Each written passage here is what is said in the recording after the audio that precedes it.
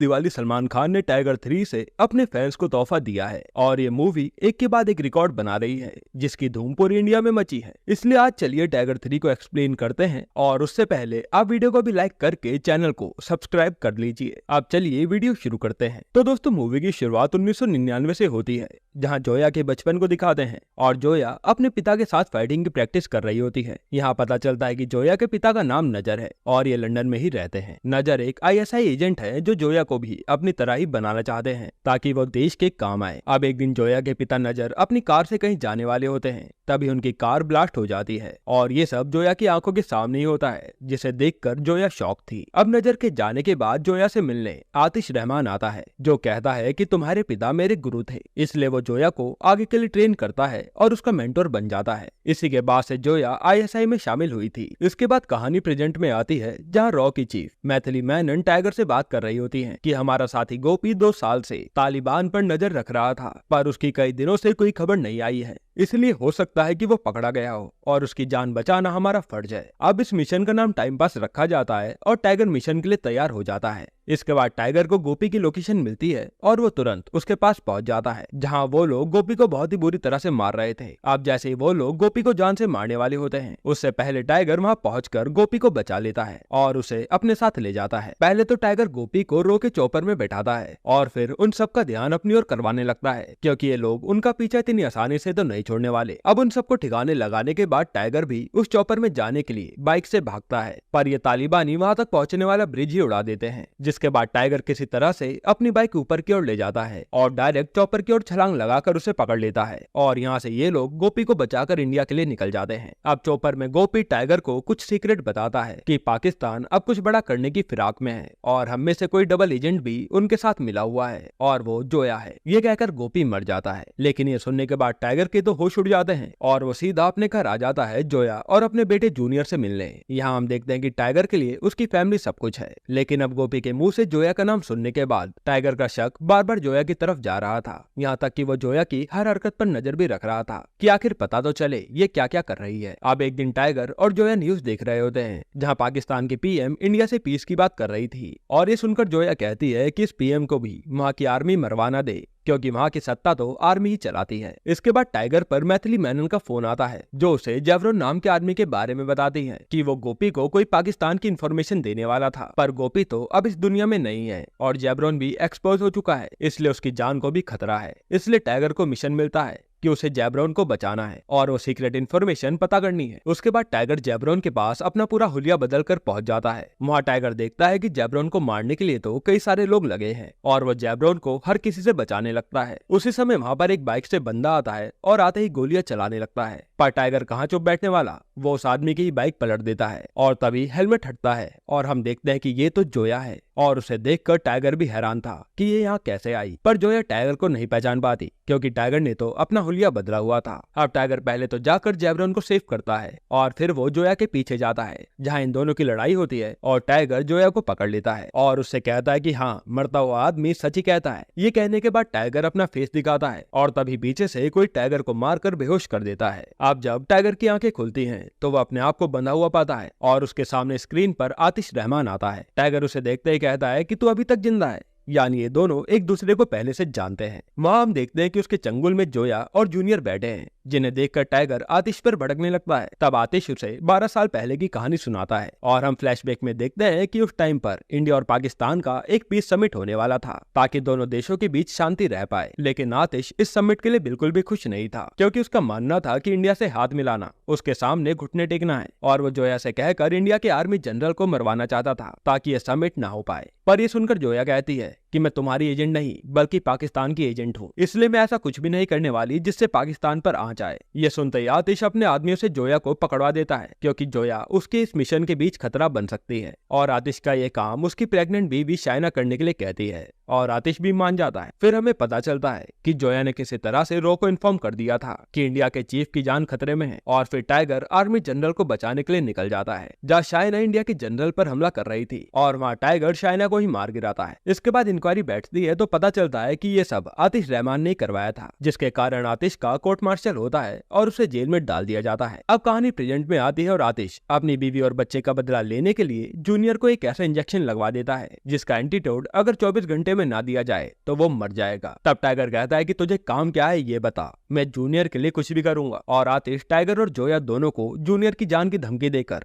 Mission पूरा करने के लिए भेज देता है। मिशन ये था कि टर्की से इन्हें एक ब्रीफकेस चुराना था जिसमें क्या है ये दोनों ही नहीं जानते। अब ये काम इतना आसान नहीं था, इसलिए टाइगर अपने एक साथी राकेश को फोन लगाता है और टाइगर का नाम सुनते ही राकेश अपने 2 रो के साथियों के साथ मिशन पे पहुंच जाता है। टाइगर पहले उन्हें बता देता है कि ये काम इलीगल है, इसलिए अगर तुम में से कोई भी पकड़ा जाता है तो उसका सीधा कोर्ट मार्शल हो सकता है। लेकिन वो लोग कहते हैं कि टाइगर भाई आपके साथ मिशन की अपॉर्चुनिटी हम कैसे छोड़ सकते हैं। इसके बाद जोया उन सबको ब्रीफकेस चुराने की प्लानिंग बताती है जिसको इन्हें सिर्फ 15 घंटे में चुराना था। वहाँ जोया बताती है कि ब्रीफकेस का लॉक सिर्फ चाइनीज आर्मी की लेडी की आंखें खोल सकती हैं, जो फाइट में इतनी माहिर है कि उसके सामने कोई भी नहीं टिक पाता। इसलिए वो प्लान बनाती है कि टाइगर उस ब्रीफकेस के बॉल तक जाएगा और जोया एक स्कैनर से चाइनीज लड़की की आंखें स्कैन करके भेज देगी, जिससे ब्रीफकेस उनके पास होगा। अब एक तरफ तो जोया किसी तरह से बचते बचते उस लड़की तक पहुंच जाती है जो वहाँ पर मसाज ले रही थी, और दूसरी तरफ टाइगर छत से बॉल्ट के अंदर चला जाता है। अब वहाँ पर किसी तरह से जोया उस लड़की की आंखें स्कैन करने लगती है, लेकिन इन दोनों के बीच भयंकर लड़ाई शुरू हो जाती है, जहां पहले तो वो लड़की जोया पर खूब भारी पड़ रही थी, पर अंत में जोया उसे मार गिराती है। और इधर टाइगर भी सिक्योरिटी को मारकर बोल्ट के पास आंख के स्कैनर का इंतजार ही कर रहा था। अब जैसे जोया स्कैनर भेजती है, टाइगर उसे अनलॉक करके ब्रीफकेस निकाल लेता है। फिर जैसे ही वहाँ पर सायरन बजकर आर्मी वाले आते हैं तो टाइगर वहाँ पर धमाका करके वहाँ से भाग निकलता है। इसके बाद टाइगर को लगता है कि ये मिशन तो पूरा हुआ, पर किसी ने तो वहाँ की पुलिस को पहले इन्फॉर्म कर दिया था और सारे पुलिस वाले अब टाइगर के पीछे लग जाते हैं। तब टाइगर एक जगह पर अपने साथी करण को ब्रीफकेस देकर उतार देता है कि इसे जोया तक ले जाओ, और वो जाकर उन पुलिस वालों को भटकाने लगता है, लेकिन फिर भी उसे चारों तरफ से पुलिस वाले घेर लेते हैं और टाइगर भी चुपचाप सरेंडर कर देता है। इधर जोया उस ब्रीफकेस को लेने के बाद सीधा आतिश के पास जाती है और पूछती है कि इसमें क्या था जो इतना बवाल हुआ। तो वहाँ पता चलता है कि चाइना ने पाकिस्तान को कुछ मिसाइल्स दी थी जिसका कोड इसी में है, और ये आतिश का प्लान था कि पाकिस्तान इस चीज के लिए हिंदुस्तान को गुनहगार मानेगा और फिर दोनों देशों के बीच मामला गर्म हो जाएगा। ये सुनकर जोया के होश उड़ जाते हैं कि उन्होंने ये क्या कर दिया। हालांकि जोया का जूनियर तो अब सेफ था, जिसके बाद अब टाइगर को पाकिस्तान के हवाले कर दिया जाता है, और यहाँ तक कि इंडिया की सरकार ने भी कह दिया था कि आप लोग टाइगर के साथ जो चाहो कर सकते हो। अब पाकिस्तान में आने के बाद टाइगर को वो लोग खूब टॉर्चर करते हैं और वहाँ टाइगर किसी तरह से एक डिवाइस अपने हाथ में छुपा लेता है। इधर इंडिया में मैथिली मेनन राकेश और उसके साथियों से पूछताछ कर रही थी कि टाइगर तो पकड़ा गया, अब तुम भी जेल जा सकते हो। इसलिए मैथिली उनसे वो कोड वापस लाने के लिए कहती है। इसके बाद यहाँ जेल में टाइगर से मिलने आतिश आता है, जो बताता है कि पुलिस को मैंने ही बताया था ताकि तू पकड़ा जाए, बाकी वो कोड तो मेरे पास पहुंच गए हैं और तेरा जूनियर और जोया सेफ है। अब दोस्तों यहाँ पर पता चलता है कि आतिश से यहाँ के आर्मी चीफ मिले हुए हैं और आतिश टाइगर को कहता है कि अब तुम्हें कल ही फांसी दे दी जाएगी, बस यहाँ थोड़ा सा और इंतजार करो। इसके बाद टाइगर वहाँ पर चुराई हुई डिवाइस से कोई जुगाड़ करके ब्लास्ट कर देता है और वहाँ से आर्मी वालों को मारकर भागने लगता है, लेकिन वो जाए तो जाए कहाँ, नीचे तो गहरी खाई थी। जिसके बाद उसे आर्मी वाले दोबारा घेर लेते हैं और तभी वहाँ पर पठान की एंट्री होती है। पठान के आते टाइगर और पठान दोनों मिलकर पाकिस्तानी आर्मी को मजा चखा देते हैं और वहाँ से भाग निकलते हैं, पर ये आर्मी वाले उनका पीछा नहीं छोड़ते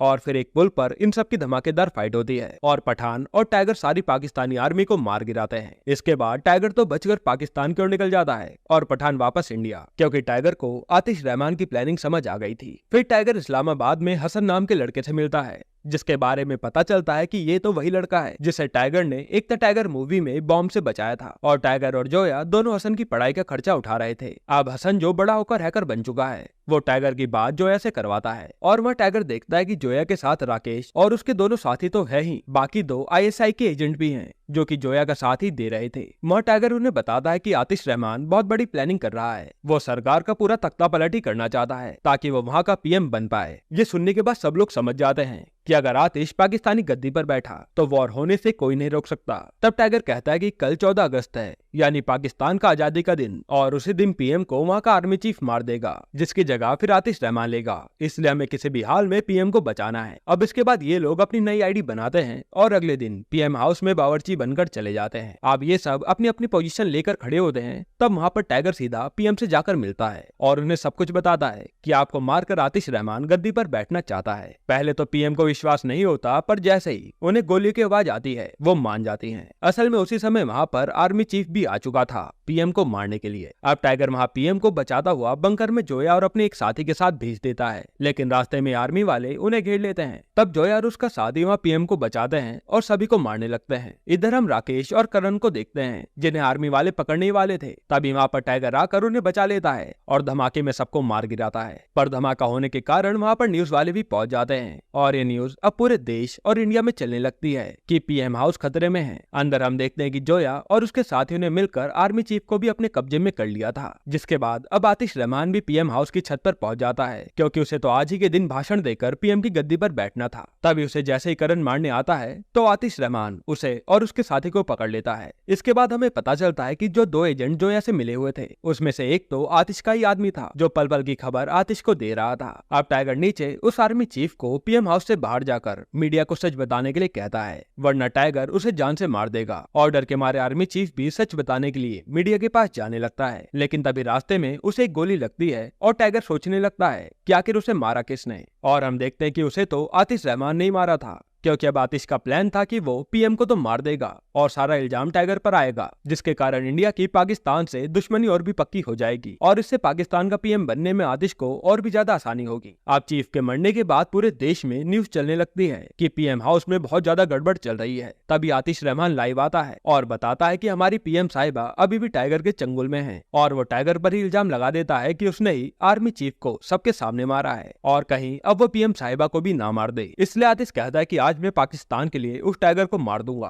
इसके बाद आतिश करण को बड़ी बेरहमी से मार देता है और सीधा पीएम की जान के लिए निकल जाता है। आप थोड़ी देर में आतिश की आर्मी टाइगर और जोया को घेर लेती है, क्योंकि आतिश के निशाने पर हसन था। तभी वहाँ पर हसन बम से पूरी आर्मी को उड़ा देता है, जिसमें वो भी मारा जाता है। इसके बाद आतिश टाइगर को पकड़कर पीएम के पास बंकर में ले जा रहा होता है, क्योंकि वो जानता था कि वहाँ पर पीएम मौजूद हैं। और जैसे ही वो लोग बंकर में पहुंचते हैं तो वहाँ पर कोई भी नहीं होता। तब पता चलता है कि टाइगर ने जोया को पहले ही पीएम को बंकर से बाहर निकालने के लिए भेज दिया था। असल में टाइगर का प्लान था कि आतिश और उसकी आर्मी को टाइगर बंकर में संभालेगा और जोया पीएम को लाइव भेजकर सब कुछ दुनिया को बता देगी। और होता भी ऐसा ही है। जोया टेलीकास्ट करके पीएम को लाइव लाती है और पीएम सब कुछ बता देती है कि आतिश के कारण ही ये सब हुआ है। और वो कहती हैं कि टाइगर और उसके साथियों ने तो मेरी जान बचाई है। फिर टाइगर यहाँ आतिश की आर्मी को तो मार देता है और फिर दोनों में भयंकर लड़ाई होती है, जिसमें दोनों ही एक दूसरे को खूब मारते हैं और अंत में टाइगर आतिश को भी जान से मार देता है। यानी अब आतिश भी मर गया और पूरे देश को सच्चाई भी पता चल गई और इंडिया का नाम भी साफ हो गया। जिसके बाद टाइगर और उसके साथियों के ऊपर से सारे चार्जेस हटा दिए जाते हैं और उन्हें नौकरी पर दोबारा रख लिया जाता है। फिर हम टाइगर को एक जगह पर देखते हैं जो जोया के साथ आराम से बैठा हुआ था। तभी वो मैथिली को फोन लगाता है और कहता है कि मैडम, जब भी आपको मेरी जरूरत होगी, क्योंकि भारत के लिए टाइगर हमेशा रेडी है। यहीं पर ये मूवी एंड होती है। अब दोस्तों, मूवी के एंड में हमें एक सीन दिखाते हैं जहाँ कर्नल लुथरा एजेंट कबीर को कहते हैं कि तुम्हें एक मिशन पर जाना है, क्योंकि भारत का एक और दुश्मन आया है जो बहुत ही खतरनाक है। यानी कि दोस्तों, हमें वॉर 2 भी बहुत जल्द देखने को मिलेगी, जिसमें ऋतिक रोशन के सामने जूनियर एनटीआर नजर आएंगे और इन दोनों को आमने सामने देखना किसी ट्रीट से कम नहीं होगा। बाकी दोस्तों, आपको टाइगर 3 कैसी लगी हमें कमेंट में जरूर बताइएगा। और अगर मैं आपको एक छोटा सा रिव्यू दूं तो टाइगर 3 एक मास मसाला मूवी है जिसे देखने में तो मजा आता है, लेकिन बीच बीच में ऐसा लगता है कि मूवी की स्टोरी बहुत ही सिंपल है और ऐसी स्टोरी तो हम कई बार फिल्मों में देख ही चुके हैं। बाकी ओवरऑल मूवी काफी अच्छी थी और पठान का कैमियो भी बहुत ही जबरदस्त था। अब दोस्तों, आपको अगला एक्सप्लेनेशन कौन सी मूवी पर चाहिए हमें कमेंट में जरूर बताना। और अगर आपको हाल ही में आई मूवीज कंधा देखनी है तो ये वीडियो देख लीजिए।